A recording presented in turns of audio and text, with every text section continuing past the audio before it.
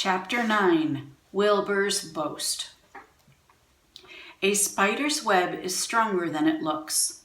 Although it is made of thin, delicate strands, the web is not easily broken. However, a web gets torn every day by the insects that kick around in it, and a spider must rebuild it when it gets full of holes. Charlotte liked to do her weaving during the late afternoon, and Fern liked to sit nearby and watch. One afternoon, she heard a most interesting conversation and witnessed a strange event. "You have awfully hairy legs, Charlotte," said Wilbur, as the spider busily worked at her task. "My legs are hairy for a good reason," replied Charlotte. "Furthermore, each leg of mine has 7 sections: the coxa, the trochanter, the femur, the patella, the tibia, the metatarsus, and the tarsus." Wilbur sat bolt upright. "You're kidding," he said. "No, I'm not either." "Say those names again. I didn't catch them the first time." Coxa, trochanter, femur, patella, tibia, metatarsus, and tarsus. "Goodness," said Wilbur, looking down at his own chubby legs. "I don't think my legs have 7 sections." "Well," said Charlotte, "you and I lead different lives. You don't have to spin a web. That takes real legwork." "I could spin a web if I tried," said Wilbur, boasting. "I've just never tried." "Let's see you do it," said Charlotte. Fern chuckled softly, and her eyes grew wide with love for the pig. "Okay," replied Wilbur. "You coach me and I'll spin one. It must be a lot of fun to spin a web. How do I start?" "Take a deep breath," said Charlotte, smiling. Wilbur breathed deeply. "Now climb to the highest place you can get to, like this." Charlotte raced up to the top of the doorway. Wilbur scrambled to the top of the manure pile. "Very good," said Charlotte. "Now make an attachment with your spinnerets. Hurl yourself into space and let out a drag line as you go down." Wilbur hesitated a moment, then jumped out into the air. He glanced hastily behind to see if a piece of rope was following him to check his fall. But nothing seemed to be happening in his rear, and the next thing he knew, he landed with a thump. "Oomph!" he grunted. Charlotte laughed so hard her web began to sway. "What did I do wrong?" asked the pig when he recovered from his bump. "Nothing," said Charlotte. "It was a nice try." "I think I'll try again," said Wilbur cheerfully. "I believe what I need is a little piece of string to hold me." The pig walked out to his yard. "You there, Templeton," he called. The rat poked his head out from under the trough. "Got a little piece of string I could borrow?" asked Wilbur. "I need it to spin a web." "Yes, indeed," replied Templeton, who saved string. "No trouble at all. Anything to oblige." He crept down into his hole, pushed the goose egg out of the way, and returned with an old piece of dirty white string. Wilbur examined it. "That's just the thing," he said. "Tie one end to my tail, will you, Templeton?" Wilbur crouched low with his thin, curly tail toward the rat. Templeton seized the string, passed it around the end of the pig's tail, and tied 2 half hitches. Charlotte watched in delight. Like Fern, she was truly fond of Wilbur, whose smelly pen and stale food attracted the flies that she needed. And she was proud to see that he was not a quitter and was willing to try again to spin a web. While the rat and the spider and the little girl watched, Wilbur climbed again to the top of the manure pile, full of energy and hope. "Everybody watch," he cried, and summoning all his strength, he threw himself into the air, head first. The string trailed behind him, but as he had neglected to fasten the other end to anything, it didn't really do any good, and Wilbur landed with a thud, crushed and hurt. Tears came to his eyes. Templeton grinned. Charlotte just sat quietly. After a bit, she spoke. You can't spin a web, Wilbur, and I advise you to put the idea out of your mind. You lack two things needed for spinning a web. What are they? Asked Wilbur sadly. You lack a set of spinnerets, and you lack know-how. But cheer up, you don't need a web. Zuckerman supplies you with 3 big meals a day. Why should you worry about trapping food? Wilbur sighed. You're ever so much cleverer and brighter than I am, Charlotte. I guess I was just trying to show off. Serves me right. Templeton untied his string and took it to his home. Charlotte returned to her weaving. You needn't feel too badly, Wilbur, she said. Not many creatures can spin webs. Even men aren't as good at it as spiders, although they think they're pretty good. And they'll try anything. Did you ever hear of the Queensboro Bridge? Wilbur shook his head. Is it a web? Sort of, replied Charlotte. But do you know how long it took men to build it? 8 whole years. My goodness, I would have starved to death waiting that long. I can make a web in a single evening. What do people catch in the Queensboro Bridge? Bugs? Asked Charlotte. No, said Charlotte. They don't catch anything. They just keep trotting back and forth across the bridge, thinking there is something better on the other side.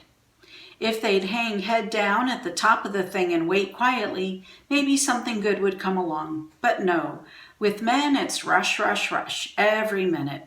I'm glad I'm a sedentary spider. What does sedentary mean? Asked Wilbur. Means I sit still a good part of the time and don't go wandering all over creation.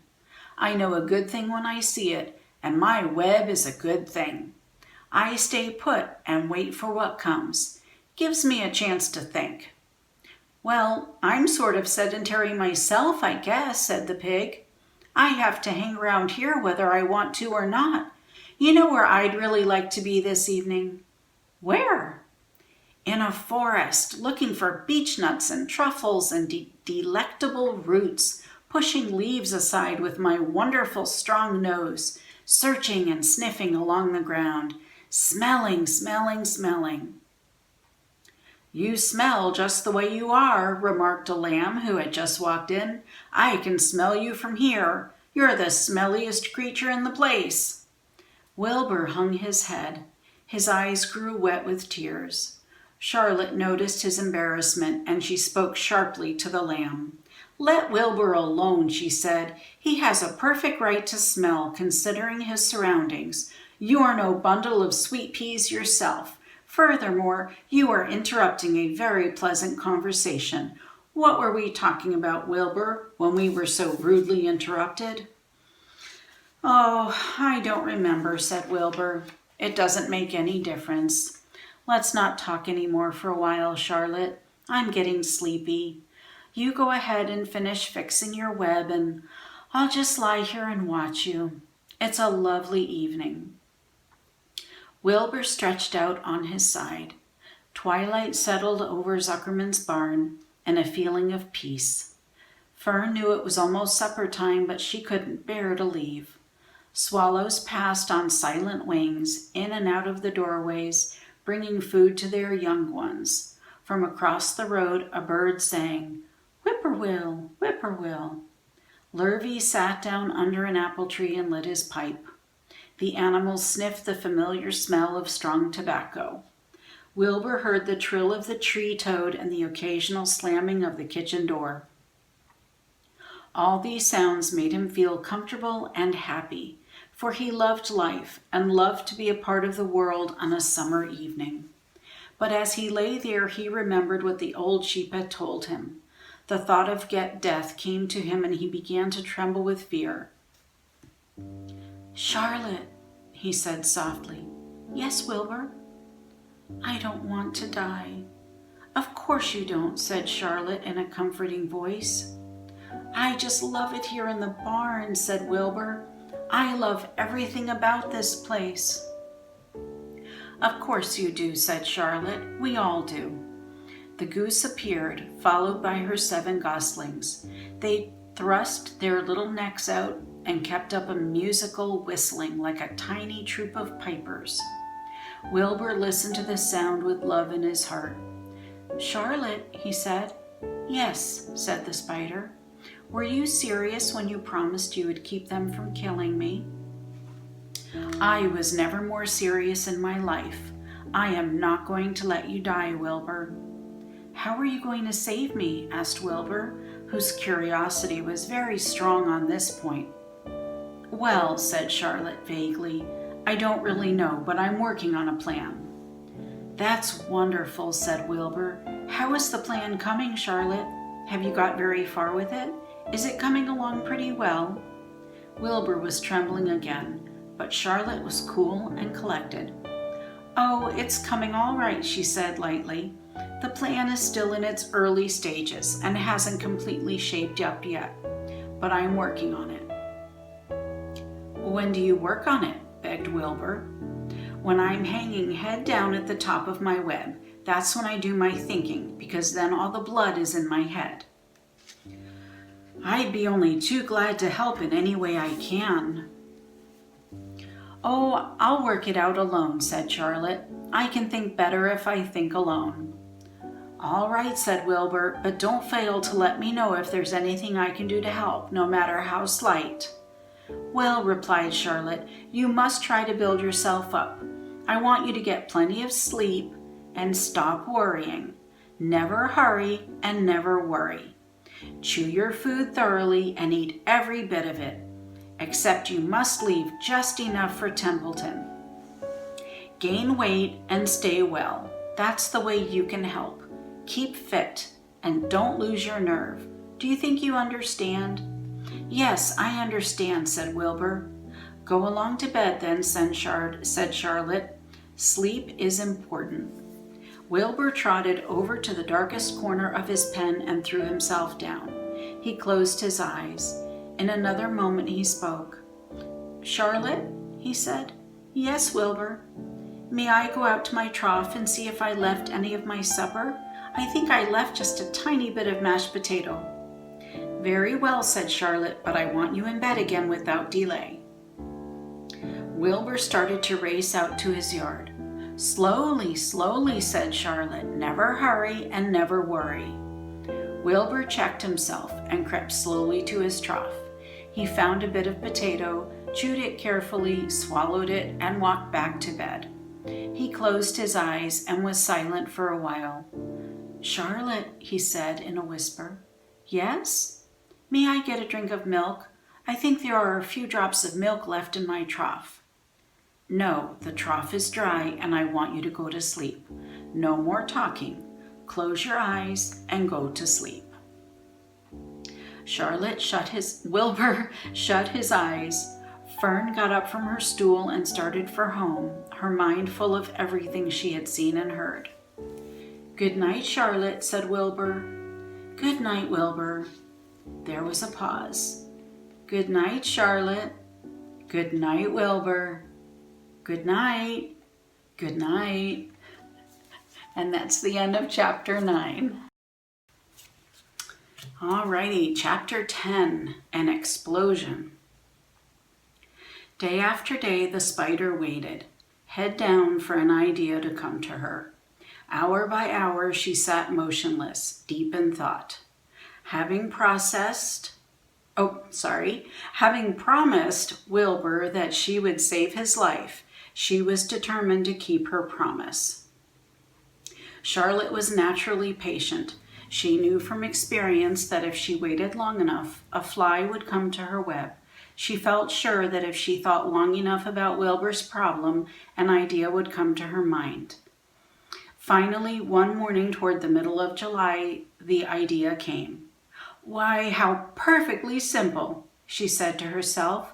"The way to save Wilbur's life is to play a trick on Zuckerman. If I can fool a bug," thought Charlotte, "I can surely fool a man. People are not as smart as bugs." Wilbur walked into his yard just at that moment. "What are you thinking about, Charlotte?" he asked. "I was just thinking," said the spider, "that people are very gullible." "What does gullible mean?" "Easy to fool," said Charlotte. "That's a mercy," replied Wilbur, and he lay down in the shade of his fence and went fast asleep. The spider, however, stayed wide awake, gazing affectionately at him and making plans for his future. Summer was half gone. She knew she didn't have much time. That morning, just as Wilbur fell asleep, Avery Arable wandered into the Zuckerman's front yard, followed by Fern. Avery carried a live frog in his hand. Fern had a crown of daisies in her hair. The children ran for the kitchen. "Just in time for a piece of blueberry pie," said Mrs. Zuckerman. "Look at my frog," said Avery, placing the frog on the drain board and holding out his hand for pie. "Take that thing out of here," said Mrs. Zuckerman. "He's hot," said Fern. "He's almost dead, that frog." "He is not," said Avery. "He lets me scratch him between the eyes." The frog jumped and landed in Mrs. Zuckerman's dishpan full of soapy water. "You are getting your pie on you," said Fern. "Can I look for eggs in the hen house, Aunt Edith?"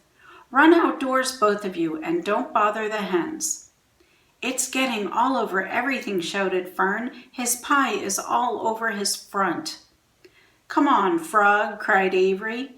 He scooped up his frog. The frog kicked, splashing soapy water onto the blueberry pie.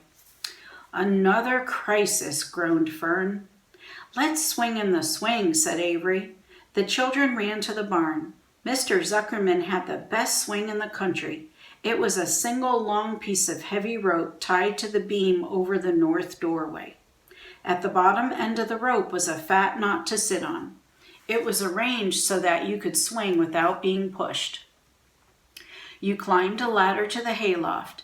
Then, holding the rope, you stood at the edge and looked down and were scared and dizzy.